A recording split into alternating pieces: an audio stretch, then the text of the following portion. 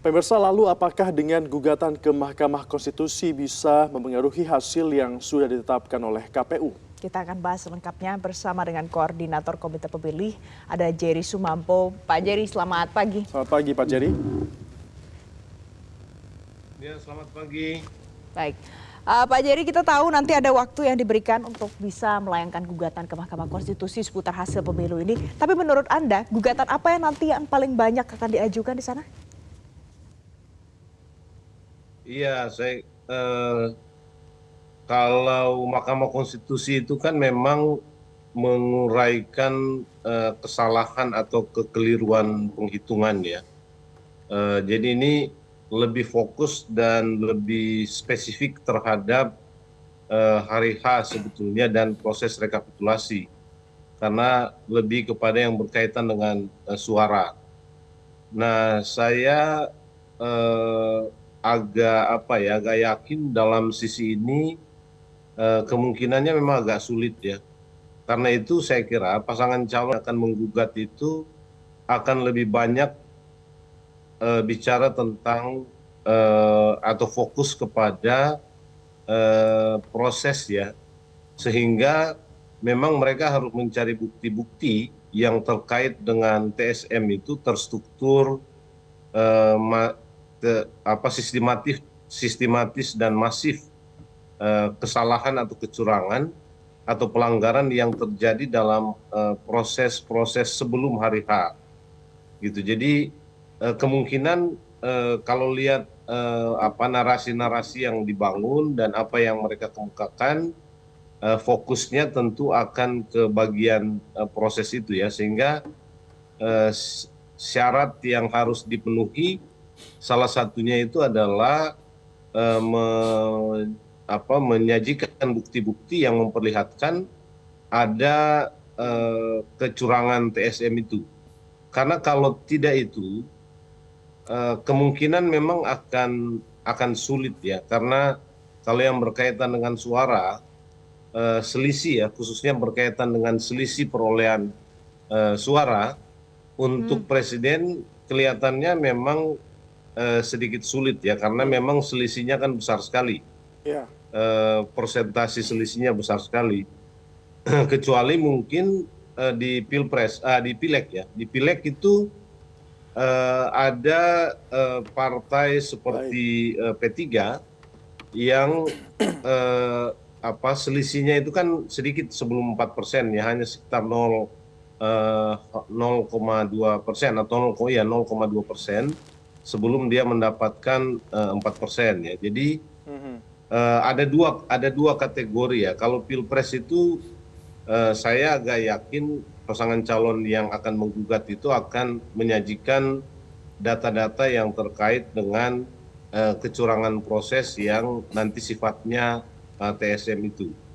Kalau yang berkaitan dengan suara memang kemungkinan sulit, Pak. Baik, artinya ini akan ada gugatan mulai dari pilpres ataupun nanti partai ataupun calegnya itu sendiri akan bisa menggugat ke MK jika tidak puas dengan hasil yang dikeluarkan oleh KPU. Ya, dengan banyaknya gugatan itu, Pak Jerry, Anda melihatnya apakah MK akan siap menampung semua gugatan itu nantinya? Iya, kalau berdasarkan pengalaman pemilu sebelumnya, memang MK siap ya. Meskipun mungkin sekarang ini gugatan itu khususnya di legislatif itu akan lebih banyak jumlahnya ya. Kalau lihat proses kemarin sebelum hari H dan rekapitulasi, saya kira kemungkinan yang legislatif itu akan lebih banyak yang menggugat dibanding dengan pemilu-pemilu sebelumnya. Tetapi saya kira MK itu kita sudah tahu ya, selama ini mereka sudah punya mekanisme, mereka sudah sumber daya yang ada di MK itu sudah cukup siap ya untuk menangani perkara-perkara sengketa hasil pemilu gitu. Jadi di sisi ini sih saya agak optimis bahwa MK itu siap dan sumber dayanya itu bisa. Yang harus diantisipasi memang menurut saya jumlah kasus yang kemungkinan akan jauh lebih banyak ya. Dan di pilpres juga kan selama ini kita punya pengalaman 2 pemilu sebelumnya, memang ada gugatan sengketa hasil di MK, tapi hanya oleh satu pasangan calon. Nah, ini akan ada kemungkinan 2 pasangan calon itu menggugat karena pilpres kita ini kan punya 3 pasangan calon. Jadi itu satu. Jadi artinya bebannya memang akan bertambah. Sementara jangka waktunya itu kan sama ya, sekitar 30 hari, sama dengan pemilu-pemilu sebelumnya. Tapi kesiapan MK saya kira sudah cukup bisa kita harapkan untuk bisa menangani perkara-perkara yang akan masuk ke sana ya. Baik, jadi Nah kan kalau soal penanganan perkara kan kita nggak khawatir dengan MK. Yang kita khawatir itu karena pengalaman yang terjadi kemarin itu soal putusan yang kemudian bisa dipengaruhi ya oleh kepentingan-kepentingan yang bermain, kepentingan politik dari luar, yang kemudian ada kasus soal paman Gibran itu ya, dan kemudian putusan MK itu. Jadi jadi menurut Anda sejauh ini Mahkamah Konstitusi siap ya, Pak Jerry ya. Tapi kita nanti akan lihat bagaimana terkait dengan hakim-hakim yang ada di sana juga, kemudian apa nanti ujung dari gugatan yang akan dilayangkan oleh para penggugat ini. Tapi Pak Jerry, kita harus jeda terlebih dahulu. Pemirsa, tetaplah bersama kami. Baik, pemirsa, kita akan lanjutkan lagi perbincangan kita pagi ini dengan Jerry Sumampo. Pak Jerry, kalau kita lihat ini kan sudah ada beberapa komposisi hakim Mahkamah Konstitusi ya yang kita lihat saat ini. Nah, kalau menurut Anda dengan komposisi yang seperti hari ini, apakah ini ada kepercayaan publik di dalamnya untuk menyelesaikan sengketa soal pemilu? Ya, ini satu problem dari pemilu kita sekarang terkait dengan MK ya, karena kasus yang terjadi sebelumnya saya kira membuat kepercayaan publik terhadap MK itu menjadi menurun ya, khususnya dalam hal mengadili perkara-perkara sengketa hasil pemilu yang terkait dengan pilpres ya, karena meskipun ada sanksi bahwa mantan ketua MK itu memang masih menjadi anggota MK, tapi tidak diperkenankan untuk ikut dalam sidang peradilan sengketa hasil pilpres kali ini karena terkait dengan Gibran ya, dan ada hubungan kerabatan yang cukup kuat antara paman dan keponakan.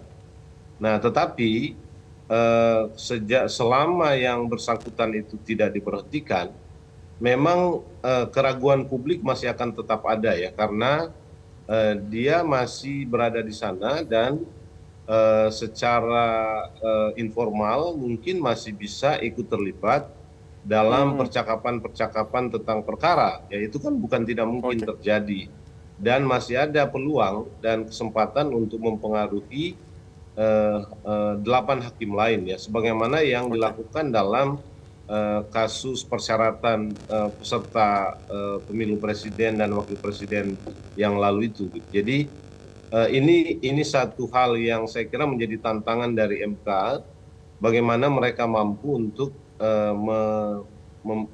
meyakinkan publik ya bahwa posisi dan kehadiran Pak Anwar Usman sebagai anggota MK, masih tetap sebagai anggota MK itu tidak mempengaruhi proses-proses peradilan, dan yang paling penting itu putusan terhadap perkara yang akan disampaikan oleh mungkin 2 pasangan calon presiden kepada Mahkamah Konstitusi. Jadi saya kira sekarang ini kan publik masih menyimpan kekhawatiran tentang itu ya, karena itu penting untuk terus mengingatkan agar kemungkinan itu tidak dilakukan dan tidak terjadi dalam proses sengketa hasil pemilu kali ini. Artinya kekhawatiran publik masih ada ya Pak Jerry. Tapi kalau misalnya bicara khawatir, ada juga nih paslon yang masih khawatir untuk bisa mengumpulkan bukti-bukti dan juga digugat ke Mahkamah Konstitusi. Nah, kalau kita lihat hasil dari Pilpres, ada selisih yang cukup besar ya, sebanyak 50 juta suara. Apakah untuk sengketa Pilpres ini masih bisa digugat ke MK dengan selisih suara yang begitu banyak itu Pak Jerry? Iya, kalau dia apakah bisa digugat atau tidak, saya kira masih tetap bisa digugat ya. nanti kan karena kan ada dua kategori ya. Ada yang berkaitan dengan selisih yang tadi sekitar 50 jutaan suara itu besar sekali. Eh, yang kedua itu yang saya sebut tadi berkaitan dengan TSM, karena kalau TSM ini dia bisa ke proses atau tahapan pemilu sebelum hari H, gitu ya. Tapi memang pengalaman kita selama ini dalam sengketa hasil pemilu sebelumnya, kemungkinan untuk mendapatkan atau menyajikan ya kecurangan-kecurangan yang berkaitan dengan TSM itu memang sulit ya. Kalau lihat kasus-kasus yang lalu itu kan hampir nggak ada pasangan calon yang mampu menyajikan kecurangan yang berkaitan dengan TSM itu lalu kemudian MK mengabulkan ya gugatan mereka. Nah, cuma gini, saya kira yang menarik kan begini. Fenomena pemilu 2024 kali ini menurut saya harus dilihat secara berbeda ya, dibanding dengan pemilu-pemilu sebelumnya. Termasuk sebetulnya kita berharap MK itu menjadi juga lembaga gitu ya, yang bisa yang bisa memperbaiki atau bisa menyidangkan sengketa hasil pemilu, dan dia tidak dalam kerangka yang begitu rigid dan ketat ya terhadap pola yang selama ini dilakukan. Ya, saya kira dia harus mampu membuka diri untuk melihat kecurangan-kecurangan proses itu sebagai sesuatu yang penting dalam rangka sengketa hasil. Karena apa? Karena itu akan punya pengaruh terhadap perbaikan-perbaikan kita ke depan ya. Karena kita kan hampir sepakat sekarang ya bahwa setelah pemilu ini kita harus melakukan banyak sekali perbaikan karena banyak kelemahan-kelemahan berkaitan dengan penindakan atau sanksi terhadap kecurangan dan pelanggaran yang terjadi dalam proses dan tahapan itu. Ya, jadi Pak Jerry, artinya begini, MK harus sedikit keluar dari stigma yang selama ini dibangun terhadap MK sebagai mahkamah kalkulator. katakanlah gitu ya. kita Jadi, optimis MK bisa menyelesaikan sengketa pemilu tahun ini dengan semua dugaan kecurangan yang dilemparkan dari kalangan masyarakat. Tapi menurut Anda konkretnya bagaimana MK itu harus bersikap supaya kepercayaan publik itu bisa kembali lagi kepada Mahkamah Konstitusi kalau pasti akan bisa menyelesaikan sengketa Pilpres? ya, ini yang saya kira penting. Salah satunya begini, kalau dia masih memposisikan secara ketat sebagai mahkamah kalkulator, sebagaimana yang selama ini disebutkan kepada MK, saya kira dia tidak akan menjawab keraguan publik ya, karena sebetulnya publik juga sekarang berharap ada lembaga yang bisa melakukan sesuatu ya untuk mengungkap seluruh kecurangan yang selama ini sudah dipublikasi ya oleh media atau oleh publik secara pribadi lewat media-media sosial. Jadi kalau MK tidak bersikap terkait dengan ini, gitu ya, saya kira ketidakpercayaan publik terhadap MK sebagai lembaga yang menyidangkan atau mengadili sengketa hasil itu akan makin tinggi. Gitu. Jadi makanya tadi saya bilang perspektif MK itu tidak boleh semata-mata sebagai lembaga yang menyidangkan atau ya menghitung kembali ya angka-angka itu berkaitan dengan gugatan yang disampaikan. Tapi dia harus lebih substansial meneliti proses.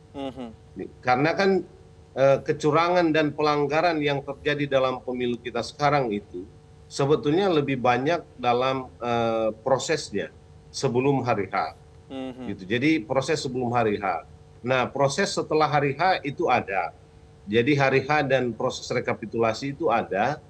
Tapi karena angkanya terlalu besar ya, 50 juta, kemungkinan untuk menyajikan angka selisih sebesar itu menjadi agak sulit bagi pasangan calon ya dalam analisis saya berdasarkan pengalaman pemilu sebelumnya, kecuali untuk pemilu legislatif. Kalau pemilu legislatif kemungkinan ada ya, karena dia kan sifatnya lebih kecil ya, lebih kecil, atau bahkan kalau perolehan partai tadi saya sudah sebut ada partai yang memang seperti P3 yang eh, eh, selisihnya kecil sebelum 4% ya. Jadi tapi untuk Pilpres itu kelihatannya agak sulit ya. Nah, MK menurut saya juga harus mengakomodir spirit publik yang ingin kecurangan ini, kecurangan proses itu dibongkar, dan itu mestinya ditampung oleh MK ya. Meskipun saya agak ragu ya, karena pengalaman yang lalu itu menurut saya akan juga membuat MK itu kelihatannya ya akan lebih fokus kepada hitung-hitungan angka. Jadi gugatan itu akan diperiksa Oke. kalau dia tidak memenuhi. Jadi gini, MK itu bisa memeriksa gugatan apa yang diajukan kalau dia tidak mampu menyajikan suara yang kan gini, suara yang kalau 1 dan 3 akan menggugat, dia harus mampu menyajikan suara yang dicuri, katakanlah begitu dalam tanda petik, atau yang dicurangi ya, oleh katakanlah 02, Baik. itu sebanyak selisih suara yang Ada perselisihan sekarang suara ada Pak setelah Jeria yang bisa pengumuman saja ini hasil oleh KPU. digugat ke Mahkamah Nah, Konstitusi. ini Kami sudah menurut saya tangkap, agak artinya semestinya Mahkamah Konstitusi ini bukan menjadi lembaga yang menghitung ulang, tapi yang bagaimana memutus sesuai dengan substansi yang ada di dalam gugatan tersebut. Terima kasih Iya, Koordinator menurut saya Komite dia Pemilih akan- Jerry dia Sumampol semestinya lebih sudah bergabung fokus bersama pada kami dalam TSM, Metro karena Pagi itu Prime Time. Jelajahi cara baru mendapatkan informasi. Download Metro TV Extend sekarang.